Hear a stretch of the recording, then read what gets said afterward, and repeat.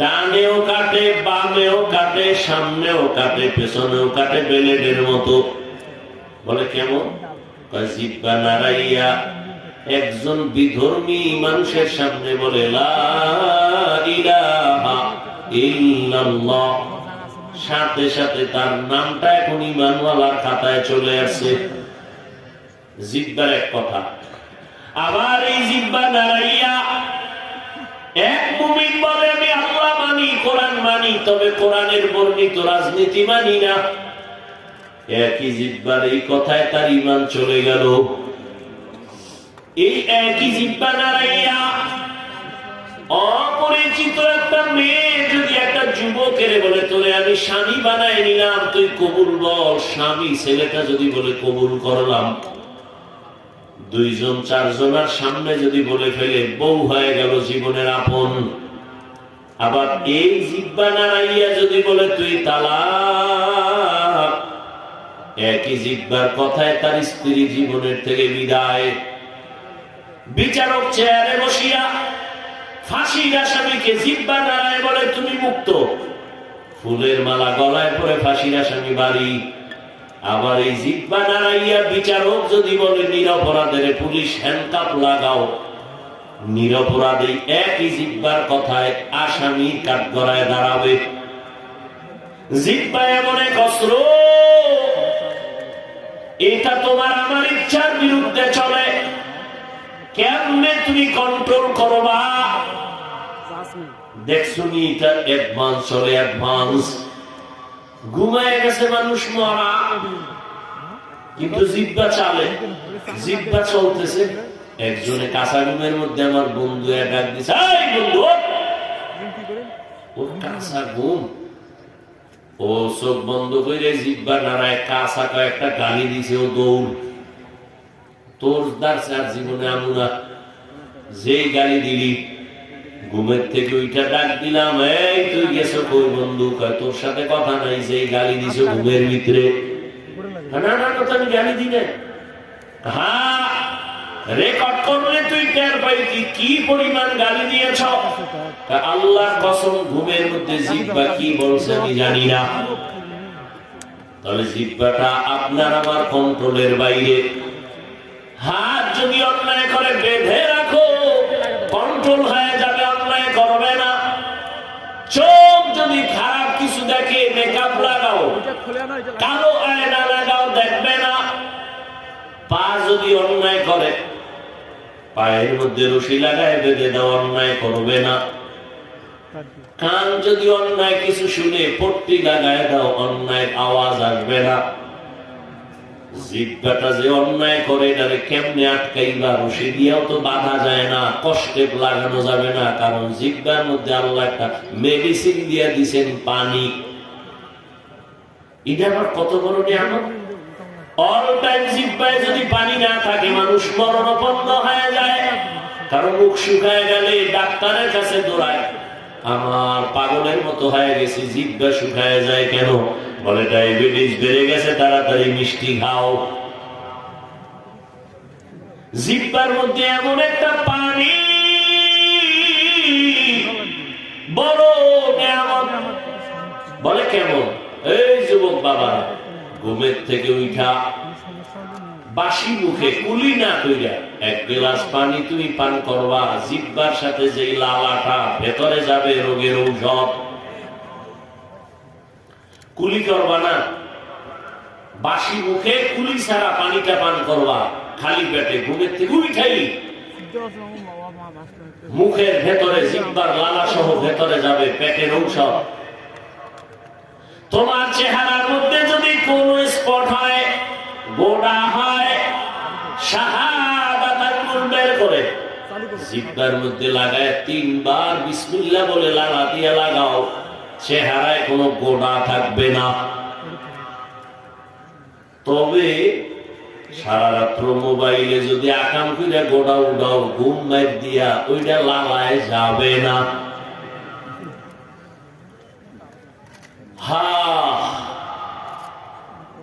যুবকেরা বাঁচতে চায় বেশি, কিন্তু মেশিন যা নিয়ে ঘুরে দ্রুত মরার মেশিন। আমার কাছে খুব কষ্ট লাগে, বাঁচতে চাই বেশি, কিন্তু মেশিন লয়ে ঘুরে মরা, দ্রুত মরতে পারে। কারণ এই মোবাইল কিডনি দুর্বল করে, হার্ট দুর্বল করে, ব্রেন দুর্বল করে, চোখের পাওয়ার নষ্ট করে এই মোবাইল, কানের পাওয়ার নষ্ট করে। চরিত্র তো নাই, লেখাপড়া নাই, মা বাবার সাথে ভালো আচরণ নাই। যুবকেরা এই মরণ ফাঁদ লইয়া লইয়া পকেটে ঘুরে, কাছে লইয়া ঘুমায়। যুবকদের আর একটা মরণ ফাঁদ হলো বাইক। কি বাইক কয়নি এলাকায় কি কয়?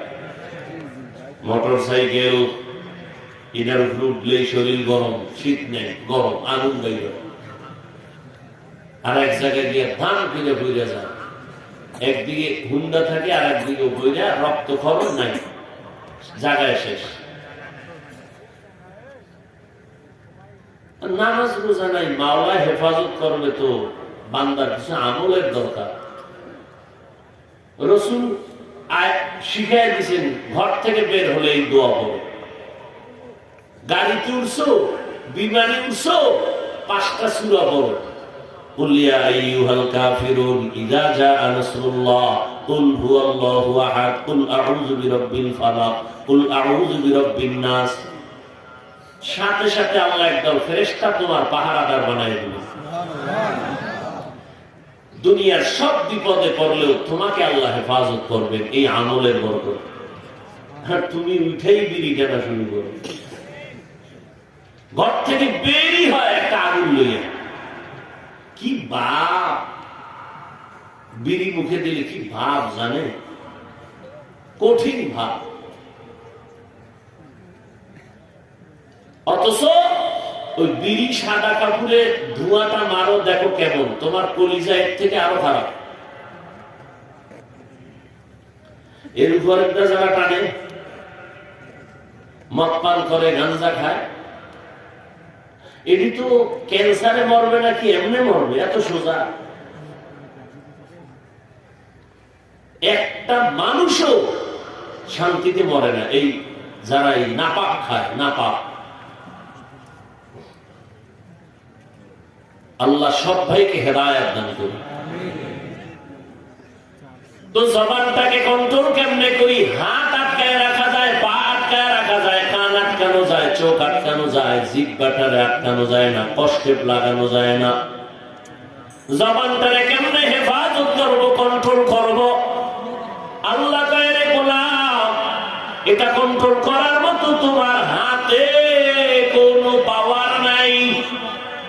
আমি আল্লাহ দয়া করে একটা মেডিসিন দিলাম, এটা ব্যবহার করো, জিহ্বা কন্ট্রোল হয়ে যাবে। ওই মেডিসিনের নাম হলো তাকওয়া।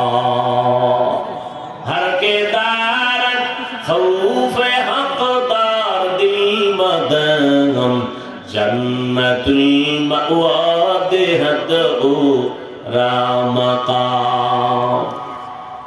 জবানের কন্ট্রোল করে মুমিন। আল্লাহর ভয় তাকওয়া বড় দামি এক সম্পদ। এই তাকওয়া মায়ের গর্ভ থেকে পাওয়া যায় না। এই তাকওয়া আল্লাহর ভয় অন্যের থেকে নিতে হয়। অন্য বলতে কারা? লিকুল্লি শাইইন মা'দিনুন ওয়া মা'দিনুত তাকওয়া কুলুবুল আরিফিন। প্রত্যেকটা ভালো জিনিসের গোডাউন আছে, তাকওয়ার গোডাউন হলো আল্লাহর প্রিয় বান্দাদের কলব। আল্লাহর কিছু বিশেষ বান্দা আছে জমিনে, এরা আল্লাহর মুহাব্বতের বান্দা।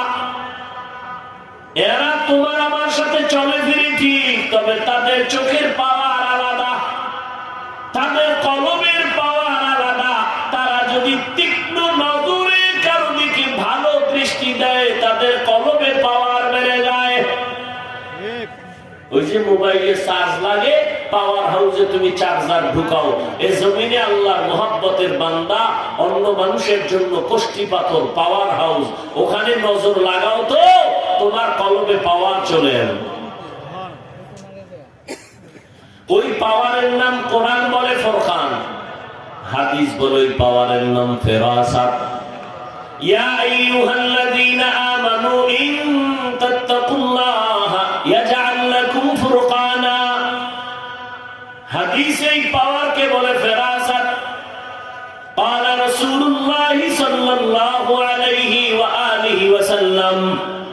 ইত্তাকু ফিরাসাতাল মুমিন ফাইন্নাহু ইয়ানজুরু বিনুরিল্লাহ। এই পাওয়ার আর আল্লাহর ভয় যখন অন্তরে আসবে, তখন বান্দা স্কুলে পড়লেও নামাজ ছাড়বে না। এই তাকওয়া নামক পাওয়ার যদি তোমার অন্তরে আসে, এখন তোমার নামাজ পড়তে ভালো লাগে না, তখন তোমার নামাজ না পড়লে ভালো লাগবে না। এখন তোমার পর্দা করতে ভালো লাগে না, তাকওয়ার পাওয়ার যখন আসবে, আল্লাহর ভয়, তখন তোমার পর্দা না করলে ভালো লাগবে না। এখন আমি টুপি ছাড়ি না, তুমি টুপি পরো না। আমি নামাজ না পড়লে লজ্জা লাগে, তুমি পড়তে গেলে লজ্জা লাগে। আসলে মেডিসিন তাকওয়ার ভয়, আল্লাহর ভয় নাই। এই আল্লাহর ভয়টা অন্তরে জমা করার জন্য আল্লাহর ওলি যারা, পীর আউলিয়া যারা, খাঁটি আল্লাহওয়ালা, তাহাজ্জুদওয়ালা, তাদের নজর লাগাও। তাদের নজরের মধ্যে পাওয়ার আছে। আরে একটা গাঞ্জাখোরের নজরেও তো পাওয়ার আছে। একটা বেআমর গাঞ্জাখোর একটা দুধের বাচ্চার দিকে তাকায় নজর দিছে, তো বাচ্চা অসুস্থ হয়ে গেছে। মুরব্বীরা কয় বদ নজর লাগছে, শুকায় যাইতেছে, খায় না, বদ নজর। আপনাদের এলাকায় দেখবেন মাঝে মাঝে কদু গাছ লাগায়, কদু গাছ। ওই কদু গাছের ফাঁকে গাছের মধ্যে আবার জুতাও টানায়। জুতা কেন? বলে জুতার বরকতে কদু অনেক বড় হবে। জুতা একটা বরকতের জিনিস, নমরুদের গালে লাগছে, এই জন্য টানায় না। বলে বদনজর থেকে। এই আমি শেষ করবো, উঠেন কেন? আর একটু বল না, আপনি এখানে কাছে যাইবেন, আমি কই যাবো? আপনি রুশাছেন। আর দীর্ঘ টাইম বসার যদি অভ্যাস না থাকে, ভিতরে কেন ঢুকেন আপনারা ধাক্কাইয়া? ওই কত আল্লাহর আশেকরা বাইরে দাঁড়ায় রয়েছে, এরা ফাঁকে ফাঁকে গিয়ে বিড়ি টেনে আবার আইলো, কোনো টেনশন নেই। আপনি ভিতরে ঢুকে কেন ডিস্টার্ব করেন আরো 10 জন? আর আমার কতজনে গেছি না, আমার ফাঁকে ফাঁকে আটতে আটটাইতেছে। কেউ বিড়ির নেশা, চায়ের নেশা, পানের নেশা, মানে শয়তান তো আর বইয়া নেই। এত সুন্দর একটা ভালো কাজে বসায় রাখলে তো শয়তান পড়া যায়। তো শয়তান তো এই ভালো কাজে বসতে দিবে না সবাইকে, একটা খোসা দিয়ে উঠে গেছে। জবানের হেফাজত করো হে মুমিন, তাকওয়ার মেডিসিন লাগাও, আল্লাহর ভয়। এই আল্লাহর ভয়টা যখন অন্তরে আসবে, এটার আবার পার্সেন্ট আছে। যার ভয়ের পার্সেন্ট যত বেশি, তার আল্লাহর মুহাব্বতের আমলও তত বেশি। রহমতের নবী বলেন, আমি রাতের বেলা মসজিদে নববীর পাশে আয়েশার হুজরায় ঘুমায় যাই। আমি এশার নামাজ পড়ে কারোর সাথে গল্প করি না, আমার অভ্যাস ঘুমায় যাওয়া। নবী বলেন, আমি ঘুমাইলে আমার চোখ বন্ধ থাকে, তবে আমার অন্তর কখনো ঘুমায় না। আমি আয়েশার হুজরায় ঘুমে গেলাম, হঠাৎ করে আমার ঘুম ভেঙে গেল। কানের মধ্যে শুনি কে যেন কাঁদতেছে, কান্নার আওয়াজ। আমি উঠলাম, আস্তে আস্তে উঠা আয়েশার যেন ঘুমের কোনো ক্ষতি না হয়। রহমতের নবী কেমন আদর্শের নবী আমার! প্রত্যেকটা মানুষ যদি চিন্তা করত, মায়ার নবী শিশুদের সাথে কেমন আচরণ করছেন। কোন বাবায় যদি চিন্তা করে, ছাত্র শিক্ষক যদি চিন্তা করে, শিশুর উপরে জুলুম করতে পারবে না। একজন স্বামী যদি চিন্তা করে, রহমতের নবী স্ত্রীর সাথে কেমন আচরণ করতেন, কি করছে জানার দরকার নাই, শুধু এতটুকু ভাববে নবী তার স্ত্রীর সাথে কেমন আচরণ করতেন। এতটুকু যদি মানুষ ভাবে, কোন স্বামী স্ত্রীর উপরে অন্তত জুলুম করবে না। একটা মা বাবা যদি ভাবতে থাকে, রহমতের নবী সন্তানের সাথে কেমন আচরণ করতেন, কোন মা বাবা কোনদিন সন্তানের উপরে জুলুম করত না। একটা সন্তান যদি চিন্তা করে, মায়ার নবীজি বাবার সাথে, চাচার সাথে, বড়দের সাথে কেমন আচরণ করেছেন, কোনদিন সন্তান বাবার সাথে অন্তত জুলুম করত না। রহমতের নবী, আলেম এলেমওয়ালা মুরব্বী তাকওয়াওয়ালার সাথে নবী কেমন আচরণ করছেন শুধু এতটুকু ভাবে, যদি কি করছেন ওটা জানার দরকার নাই, শুধু এতটুকু ভাবলেও তার অন্তরটা নরম হয়ে যাবে। কারণ আমার মায়ার নবী এমন দয়ার নবী, জীবনে কোনোদিন একটা মিথ্যা কথা বলেন নাই। ওরে মুসলমান, কেমন নবী পাইছো, চিনলা না কেমন মায়ার নবী আমার, যেই নবীর জন্য আমার আল্লাহ পর্যন্ত আশিক। মুহাম্মদ আমার নবী, কেমন আল্লাহ পাক তার আশিক। আল্লাহ বলেন মুসা আমার বন্ধু, ঈসা আমার বন্ধু, ইব্রাহিম আমার বন্ধু, ইউসুফ আমার বন্ধু, মুহাম্মদ আমার বন্ধু। তবে সব নবী রাসূল আমি আল্লাহর আশিক, আর আমি আল্লাহ নিজে শুধু মুহাম্মদের আশিক। ব্যবধান আছে না নাই? আমার আল্লাহ নবীর আশিক, মায়ার নবী বলে আমি ঘুম থেকে উঠছি, উঠা আয়েশার ঘুম যেন ক্ষতি না হয়, আমি আস্তে আস্তে উঠা বের হইলাম। আমার মাথার পাশেই তো মসজিদে নববী, খেজুর পাতার ঘর। আমি বের হইয়া নজর করে তাকায় দেখি ভোর রাত্র হয়ে গেছে। আসমানের দিকে তাকায় দেখি সুবহ সাদিক হবে হবে ভাব, কিছুক্ষণ পরে ফজরের আজান হবে। আমি মসজিদের দিকে হালকা নজর করে দেখি এই গভীর রাতে আমার ঘুমটা ভাঙলো কে? আসলে তো ইচ্ছা করে কেউ চিল্লানি দেয় নাই, নবীজি দেখেই চোখে পানি আসছে, সাধারণ কোনো ব্যক্তি না। নবী বলেন আমি তাকাইয়া দেখি আমার হাতের সাহাবী, জান্নাতি সাহাবী আবু বকর নামাজে দাঁড়ায় দাঁড়ায় কান্না করতেছে। আমি অপেক্ষায় থাকলাম। আবু বকর নামাজ শেষ করিয়া যখন কান্না বন্ধ করেছে, আমাকে দেখা পাগলের মতো হয়ে গেছে। আবু বকরকে নবী বলেন, ও আবু বকর আপনি নামাজে কাঁদছেন? বলে হ্যাঁ। কেন? আপনার কান্নায় আমার ঘুম ভেঙে গেছে। আবু বকর বলেন, ইয়া রাসূলুল্লাহ, বলে মাফ করে দিন, আমি ইচ্ছা করে কান্নার আওয়াজ দেই নাই। আপনি কাঁদছেন কেন নামাজে? আবু বকর বলেন, ইয়া রাসূলুল্লাহ, আমি কান্না করেছি হাসরের ময়দানে মালিকের আদালতে কেমনে দাঁড়াবো সেই ভয়। আল্লাহর নবী বলেন, হে আবু বকর, 10 জন সাহাবা জান্নাতের টিকিট পাইছে, এর মধ্যে তো আপনি প্রথম। আপনি আবার জান্নাতের টিকিট পাইয়া কেন কান্না করেছেন? আবু বকর বলেন, হে পয়গম্বর, যেই আল্লাহ খুশি হইয়া জান্নাতের টিকিট দিয়েছে,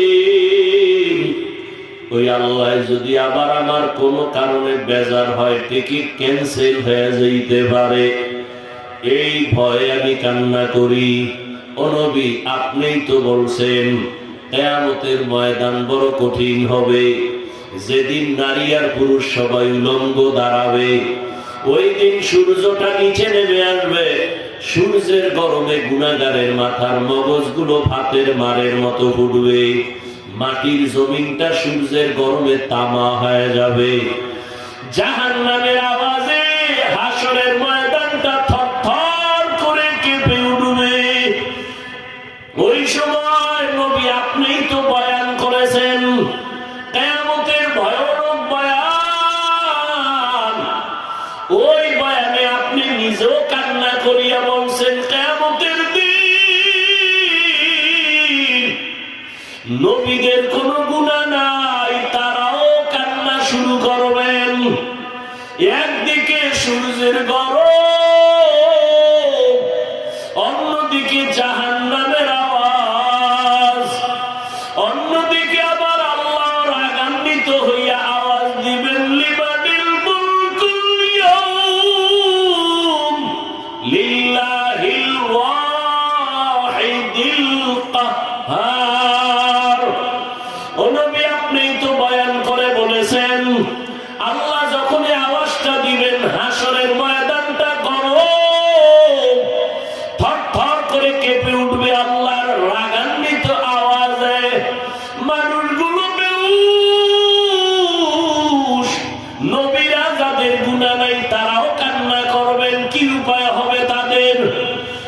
রহমতের নবী আদম নবী কাঁদবেন, উম্মতের কথাও ভুলিয়া যাবেন। ঈসা নবী কাঁদবেন, মুসা নবী কান্না করবেন, ইব্রাহিম নবী কান্না করবেন। ওই সময় যদি আমারে আল্লাহ ডাক দিয়ে কয়, আবু বকর আমি তোমাকে জান্নাতের টিকিট দিছি, বলো আমার আদালতে কি আমল নিয়ে আসছো। আমি যদি বলি আল্লাহ নামাজ নিয়ে আসছি, রোজা নিয়ে আসছি, তেলাওয়াত নিয়ে আসছি, আল্লাহ যদি বলে আবু বকর আমি যেইভাবে তেলাওয়াত চাইছি ওইভাবে তেলাওয়াত তুমি করতে পারো নাই, আমি যেইভাবে নামাজ চাইছি ওইভাবে তুমি নামাজ আদায় করতে পারো নাই, আল্লাহ তখন তো রাগ হইয়া যদি বলে এই আবু বকরের সব আমল বরবাদ। আল্লাহ যদি অর্ডার করে জাহান্নামের ফেরেশতারা আবু বকরের হাতে পায়ে জাহান্নামের শিকল লাগাও, ওই দিন আমার উপায় কি হবে রে নবী? দুনিয়াতে সূর্যের গরম সহ্য করতে পারি না, জাহান্নামের গরম আমি কেমন করে সহ্য করব? একটা মশার কামড় সইতে পারি না, জাহান্নামের আযাব কেমন করে সহ্য করব? একটা বেতের বাড়ি সইতে পারি না, হাসরের ময়দানে আল্লাহর আযাব কেমনে সহ্য করব? ও আমার কলিজার বাবারা, ও পর্দার আড়ালের মা বোনেরা, আমার কলিজার যুবক বাবারা, আমি তোমাকে কিন্তু এতক্ষণ যত বয়ান করছি একবারও বলি নাই আমার মতো টুপি লাগাও, আমি একবারও বলি নাই আমি কওমি মাদ্রাসায় লেখাপড়া করেছি, তোমরাও স্কুল কলেজ বাদ দিয়া মাদ্রাসায় যাও, একবারও বলি নাই। আমি তাবলীগের লাইনের সন্তান, তোমাকে একবারও বলি নাই বাবা তাবলীগে যাও। আমি পীরের মুরিদ, একবারও বলি নাই তুমি পীরের কাছে যাও। বরং আমি তোমাকে সাপোর্ট দিয়া যাইতেছি, আমার মতো সাপোর্ট তোমাকে কোনো বক্তারা দেয় না, জানি না কেউ দেয় কিনা, আমার জানা মতে কোনো বক্তাই যুবকদেরকে এই পরিমাণ সাপোর্ট দেয় না। আমি চ্যালেঞ্জ দিয়া বলি, ও যুবক বাবা স্কুল ছাড়িও না, কলেজ ছাড়িও না, আমি তোমাকে কলিজা দিয়া দোয়া করে গেলাম, স্কুলে পড়িও, কলেজে পড়িয়া ডাক্তার হও, ইঞ্জিনিয়ার হও, প্রফেসর হও, তুমি একজন ব্যবসায়ী চাকরিজীবী হও, মাদ্রাসায় যাওয়ার দরকার নাই। মাদ্রাসায় আমাদের আলেমের অভাব নাই, হুজুরের অভাব নাই, ছাত্রের অভাব নাই। আমার দেশে এখন অভাব আদর্শ ডাক্তার নাই, আদর্শবান ইঞ্জিনিয়ার নাই, আদর্শবান এসপি নাই, ডিসি নাই। আজ আমার দেশে যদি আদর্শবান ডাক্তার থাকতো, এসপি ডিসি থাকতো, চেয়ারম্যান মেম্বার থাকতো, নামাজিওয়ালা, এই দেশে ওলামায়ে কেরাম মানুষের কোরআনের বয়ান করতে কোনো হারামখোরের অনুমতি লাগতো না। ও আল্লাহর বান্দা, তুমি স্কুলে পড়ো, কলেজে পড়ো, কোনো বাধা নাই, অনুরোধ করে বলছি কেউ কলেজ ছাড়বা না, বরং তুমি ডাক্তার হও, ইঞ্জিনিয়ার হও, প্রফেসর হও, ব্যবসায়ী হও, চাকরিজীবী হও। তবে আমার ছোট একটা দাবি, তুমি খবরদার বেয়াদব হইও না। বলবা হাফিজ ভাই বেয়াদব হইও না কথার ব্যাখ্যা কি? ব্যাখ্যা হলো 3 জায়গায় বেয়াদবি করবা না, তাহলে মরার আগে তোমার জীবন শেষ হয়ে যাবে। মরণের কালে পানি দেওয়ার মতো কাউকেও তুমি কাছে পাইবা না, খুব সাবধান। বিবেকের কাছে কথাগুলো রেখে যাই, মনে রাখি ওরে বাবা। 1 নাম্বার, মা বাবার সাথে খারাপ আচরণ করবা না। শিক্ষকের সাথে 2 বেয়াদবিমূলক আচরণ করবা না। 3 আলেমের সাথে বেয়াদবিমূলক আচরণ করবা না। যদি মা বাবার সাথে বেয়াদবিমূলক আচরণ করো আর মা বাবায় যদি কষ্ট পাইয়ে বলে আহ এটাই তোর জন্য একটা আগুন, এই আগুন যদি তোর কপালে লাগে তোর জীবন ধ্বংস। শিক্ষকের সাথে খারাপ আচরণ করার কারণে যদি শিক্ষক একটা নিঃশ্বাস ফালায়, তোর ছাত্র জীবনের লেখাপড়া সব ধ্বংস হয়ে যাবে। আলেমের সাথে খারাপ আচরণ করার পরে যদি একটা নিঃশ্বাস দেয়, তোর জীবন ধ্বংস হবে। অতএব মা বাবার বেয়াদবি নিও না, শিক্ষকের সাথে বেয়াদবি করে বরদোয়া নিও না। তুমি মা বাবার দোয়া নিয়ে, শিক্ষকের দোয়া নিয়ে, উলামায়ে কেরামের পরামর্শ নিয়ে তুমি ডাক্তার হও, ইঞ্জিনিয়ার হও, প্রফেসর হও, ব্যবসায়ী হও, চাকরিজীবী হও, দেখবা তুমি ডাক্তার হলেও তোমার জীবন ধন্য হবে, ইঞ্জিনিয়ার হলেও তোমার জীবন ধন্য হবে। এবার তাকাইয়া দেখো যুবক বাবা, তোমার মতো বহু যুবক জীবনে মাদ্রাসায় পড়ে নাই, জেনারেল লাইনে পড়ে, স্কুলে পড়ে, কলেজে পড়ে, চাকরি করে, ব্যবসা করে, র্যাব, আর্মি, পুলিশ, বিডিআরের চাকরি করে, ডাক্তার, প্রফেসর, ইঞ্জিনিয়ার, 5 ওয়াক্ত নামাজও পড়ে আছে না নাই? বলো তুমি কেন পারো না রে বাবা?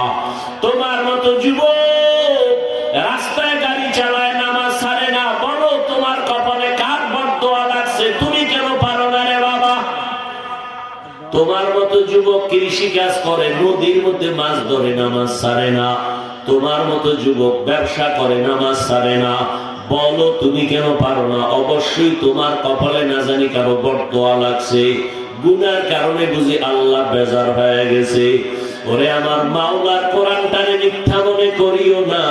আজকে তাকায় দেখো, কই বাড়িওয়ালা, কই টাকাওয়ালা মাস্তানেরা, কেউ দুনিয়ার বাহাদুরি করিয়া টিকতে পারে নাই। কিন্তু যারা নবীর আদর্শওয়ালা, তারা বাদশা আগেও ছিল, এখনো আছে, মুকুটহীন সম্রাট। কিয়ামতেও আল্লাহ এদের সম্মান দিবেন। অতএব আমি বলবো বাবা, তুমি ডাক্তার হও, বেয়াদব হইও না, ইঞ্জিনিয়ার হও, বেয়াদব হইও না। পর্দার আড়ালের মা বোনেরা, আপনাদের মতো কত মা, কত বোন এখনো আছে বেপর্দায় চলে না, নামাজ ছাড়ে না, মোবাইলে সময় নষ্ট করে না। এরে আম্মা জান, স্বামীর মাল হেফাজত করে, সন্তানটাকে আদর্শওয়ালা বানানোর মেহনত করে। কারণ গাছ ভালো না হলে ফল ভালো হয় না, মায়ের চেষ্টা দোয়া না থাকলে সন্তানও ভালো হতে পারে না। এ কারণেই তো মা আপনাদের অনেক দাম। এই স্টেজে 20টা ছেলের মাথায় পাগড়ি দেওয়া হলো, কোরআনের হাফেজ হয়ে গেছে। এদের মা বাবার জীবন কত ধন্য। ও আম্মা জানেরা, এ কারণেই তো আপনাদের অনেক সম্মান। আপনারা নবীদের মায়ের মতোই তো দামি, সাহাবায়ে কেরামের মায়ের মতোই তো সম্মানের। আপনারা তো আলেমের মায়ের মতোই দামি। আপনারা তো খাদিজা রাদিয়াল্লাহু আনহার মতো দামি নারী, ফাতেমা রাদিয়াল্লাহু আনহার মতো দামি নারী, আয়েশা রাদিয়াল্লাহু আনহার মতো দামি নারী। আপনাদের মতো মায়ের অবদানের কারণে দুনিয়াতে ভালো ভালো সন্তান আছে। 1 মিনিটে একটা ঘটনা বলিয়া শেষ করি রে বাবা। মদিনাতুল মুনাওয়ারা থেকে ভারতের মধ্যে একজন আল্লাহর বান্দা আছে, দাওয়াত নিয়া, সবাই তার নাম জানেন, খাজা মঈনুদ্দিন চিশতি আজমিরি রহমাতুল্লাহি আলাইহি। তিনি ভারতের জমিনে কালেমার দাওয়াত দিতে দিতে লক্ষ লক্ষ বিধর্মী তার হাতে মুসলমান হলো। মায়ের সামনে একদিন খাজা মঈনুদ্দিন চিশতি আজমিরি বড় আনন্দিত। মা ডাক দিয়া কয়, বাবা মঈনুদ্দিন, এত খুশি আনন্দ কেন? মঈনুদ্দিন বলে, মা, বিধর্মী লক্ষ লক্ষ আমার হাতে কালেমা পড়েছে। মা ডাক দিয়া কয়, মঈনুদ্দিন, এই বাহাদুরি আমি মায়ের, তোর কোনো বাহাদুরি নাই। খাজা মঈনুদ্দিন বলে, আম্মু, কিসের বাহাদুরি তোমার বলো? এ পর্দার আড়ালের মা, ভালো করে শুনেন। খাজা মঈনুদ্দিনের মা ডাক দিয়ে কয়, বাবা মঈনুদ্দিন, আল্লাহর কসম, তুই আমার গর্ভে যখন আসছো, আমি একটা রাত আর ঘুমাই নাই। রাতের গভীর সিজদায় পড়ে মালিকের দরবারে কান্না করেছি, আর চোখের পানি ছেড়ে দোয়া করেছি, হে মালিক, আমার সন্তানটাকে তোমার ওলি হিসাবে দুনিয়ায় পাঠাইও। এই সন্তান মঈনুদ্দিন, তুই দুনিয়াতে যখন আসছো, আমি মা তোরে যত দুধ পান করাইছি, আল্লাহর কসম, 1 ফোঁটা দুধও আমি বিনা উযুতে তোর মুখে দেই নাই। আমি নাপাক অবস্থায় তোরে দুধ দেই নাই। আমি যতবার তোরে দুধ পান করাইছি, আগে ওযু বানায় নিয়েছি। ও পর্দার আড়ালের মা, যেই মা বাচ্চাটারে দুধ পান করায় ওযু অবস্থায়, এই বাচ্চাটা কেন জগৎ বিখ্যাত আল্লাহর প্রিয় গোলাম হবে না? এজন্যই তো বললাম, মায়ের কারণে সন্তান ভালো হয়। এরে আম্মা জান, এখনো সময় আছে, তওবা করেন। আল্লাহর কাছে মনে মনে বলেন, হে আল্লাহ, জীবনে আর বেপরদায় চলবো সময় নষ্ট করব না, স্বামীর মাল হেফাজত করবেন, খেয়ানত করবেন না, সন্তানকে আদর্শওয়ালা ডাক্তার ইঞ্জিনিয়ার বানাবেন। যুবক বাবারাও তওবা করে নাও, জীবনে অন্যায় তো কম করো নাই, দাড়ি কম কাটো নাই, নামাজ কম ছাড়ো নাই। আল্লাহ যদি হেদায়েত দেয় এখনো সময় আছে, তওবা করো, কোন দিন মরণ হবে জানা নাই। আল্লাহকে মনে মনে বলো, হে মালিক, জীবনে তো কম নামাজ ছাড়লাম না, আজকে থেকে তওবা করলাম, আর দাড়ি কাটবো না, বেপরদায় চলবো না, নামাজ ছাড়বো না। মা বাবার দোয়া নিয়ে, শিক্ষকের দোয়া নিয়ে, ওলামায়ে কেরামের পরামর্শ নিয়ে নবীজির আদর্শ মেনে চলবো। তওবা করার মতো যদি নিয়ত হয়, খাঁটি তওবার নিয়তে দুটো হাত আল্লাহকে দেখাইয়া দাও। আয় আল্লাহ, হাতগুলো কবুল করে নেয়।